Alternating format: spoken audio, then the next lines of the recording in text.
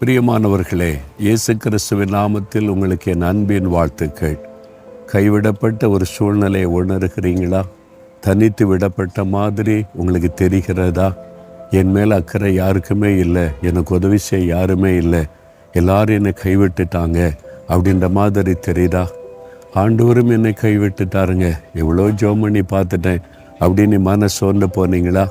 ஆண்டவர் இன்றைக்கு உங்களோடு தான் பேசுகிறார். இம்மை பொழுது தான் கைவிடுவார். உங்கள் கண்ணை அப்படி அமைச்சு பாருங்க, அப்படின்ற நேரம் அவ்வளோதான்.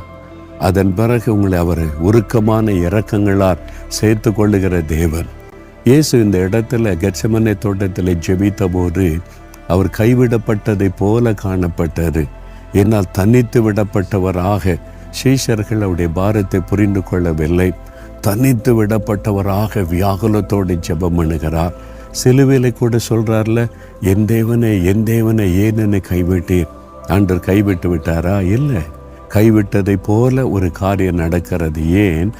நாம் அப்படி உணரும் பொழுது நமக்கு உதவி செய்ய, கைவிடப்பட்ட நிலைமையில் தனித்து விடப்பட்டு கலங்கும் பொழுது நமக்கு ஆண்டவர் உதவி செய்வதற்கு அந்த பாடுகளில் வழியாய் கடந்து போனார்.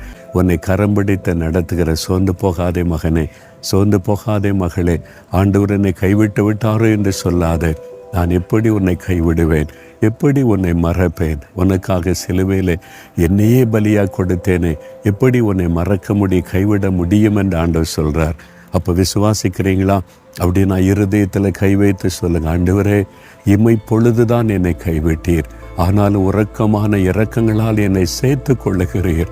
என்னை உம்முடைய மார்பில் ஒப்பு கொடுக்கிறேன். உம்மோடு கூட என்னை அணைத்து கொள்ளும், என்னை ஆறுதல் படுத்தும், தேற்றும். உம்மை தவிர எனக்கு வேறொரு ஆறுதலும் இல்லை. உம்மை போல என்னை புரிந்து கொள்ளும் யாரும் இல்லை. மறுபடியும் உடைய கரத்தில் என்னை ஒப்பு கொடுக்கிறேன். ஆண்டவரே, என்னை ஒப்பு கொடுக்கிறேன். நீர் எனக்கு இருக்கிறீர். அந்த தைரியத்தை பலனை தந்துவிட்டதற்காய் ஸ்தோத்திரம். இயேசுவின் நாமத்தில் ஜெபிக்கிறேன். ஆமென்.